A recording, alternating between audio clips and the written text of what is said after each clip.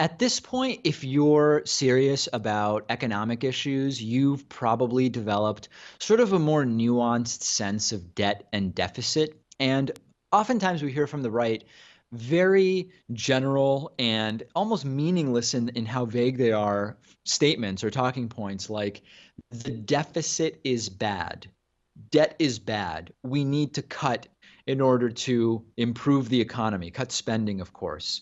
They will always say when a Democrat raises the deficit that this is what Democrats do. And they will often campaign on we lower the deficit and we will start reducing the debt even by creating a surplus, which of course never actually seems to end up happening. And there's 4 or 5 layers of deception there. First of all, Republican George W. Bush was one of the biggest deficit exploding presidents. So, first and foremost is the question factually, do Democrats increase the deficit, whereas Republicans lower it? And at least by counterexample, we know that that's not always true. Bill Clinton actually ran a surplus. George W. Bush blew up the deficit. Of course, that you can say, well, Clinton had the benefit of the dot-com boom, and George W. Bush had the detriment of the Iraq War and 9/11 and so on and so forth. But at least the big picture of it is that it's not true to say Democrats blow up the deficit and Republicans reduce it. But then secondly, and this is what we've been talking about more and more on the program, and we've even done some interviews about it with Stephanie Kelton and Pavlina Cherneva and others. More importantly, I would say the entire paradigm that the deficit is objectively bad has become a political football. And I would agree as a sort of general principle that just increasing the deficit and accruing more debt is not a good thing in kind of a vacuum, right? But going into debt for economically stimulative programs or reasons like food stamps, which have a very, very high economic multiplier, healthcare for all as another example, which we don't know about for sure, but has been speculated about in a number of studies. That's much better, or we could say much less bad, than going into debt to give rich people tax cuts, which will mostly be just put in bank accounts. But even taken at its merits, we also now are able to evaluate the promises that have been made by Donald Trump when it comes to so-called fiscal conservatism and debt and the deficit. So, for example, in fiscal year 2019, which starts in October, the White House says we will run a $1.1 trillion deficit.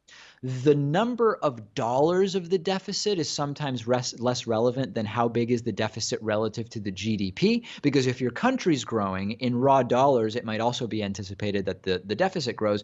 That doesn't necessarily tell us whether it's getting bigger or smaller as a portion of the economy.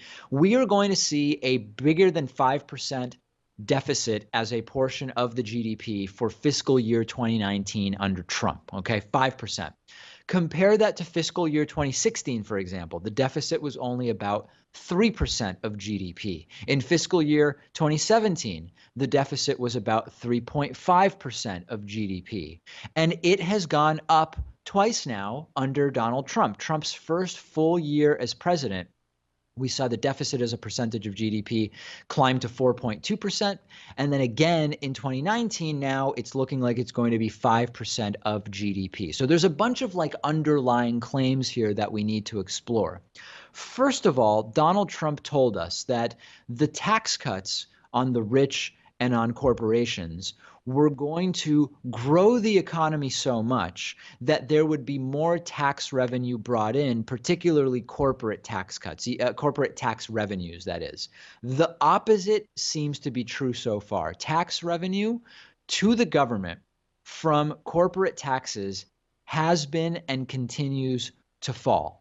So then you say, okay, well, fine, businesses are paying less in taxes, but they're using that tax cut that Donald Trump gave them to pay people more, to give raises, and to hire people, right? Well, no, that's wrong. That's also not happening. As we've separately reported from other data, most of the tax cuts that corporations have received are going to paying out executive bonuses, paying out dividends to shareholders, and buying back their own company stock, which has the effect of driving up the price, which of course disproportionately benefits the shareholders who are overwhelmingly wealthy, as well as the executives. So what we get to in the end is that the amount of the deficit in and of itself isn't actually the problem. It never really was. And maybe the right knows this, or maybe they're only hypocrites. I think that they're both a combination of hypocrites and ignorant, because we know that they only care about the deficit when a Democrat is president. And all of a sudden, when you have George W. Bush, it's excuses for why the deficit went up, or just straight up lies saying the deficit didn't go up. But more importantly to me, the ways in which Republicans like Trump raise the deficit are bad for the economy. Like, for example, tax cuts for the rich and tax cuts for corporations. And this to me is actually the bigger point and the bigger conversation I think we have to make. Just deficit bad, deficit good, debt bad, debt good. That's not actually the most important conversation to have right now, because we have a more nuanced understanding that debt can be good or bad. The deficit can be a tool used to generate real economic growth with a high economic multiplier, or it can be a way to let rich people sock away more money in their bank accounts. What we're learning is that if we say, hey, you know what? Tax cuts for less wealthy people, or healthcare for all, or food stamps, or educational stimulus. We can go into debt to do those things, but because of the high economic multiplier, we get more back later on. Spending money now on education might increase the deficit. It might not, right? But it might increase the deficit. But later, because we know more educated people commit less crime, and we know that they end up generating more revenue because they earn more money in the long run because they're more educated, it's actually a net decrease on deficit. That is a much more useful way to go into debt than just tax cuts for the rich. And then here's the last thing that I think when it comes to Trump's claims, it's just not being accounted for. When you looked at, and this is, it starts to get a little wonky, but I think this is important. So I'll do my best to explain it clearly. When we saw the analyses done of the 10-year impact of Donald Trump's tax reform, and that's the way these are done. What's the impact over 10 years? Because different provisions take a while to be put into effect, and we don't just say what will happen next year, what will happen over 10 years. The calculations were based on an economy that was going to continue doing really well for those 10 years. And it's true that the tax cuts for the rich are cutting government revenue. But if the economy does grow, some of that is going to come back, not enough to make up for the tax cuts for the rich. But at some point, there's going to be a downturn in the economy, right? And as you know, I don't pretend to know exactly when it's going to be. There's a good chance in the next 10 years, there's going to be a downturn in the economy. How significant it is, whether it affects the stock market and housing and employment, what areas, we don't yet know.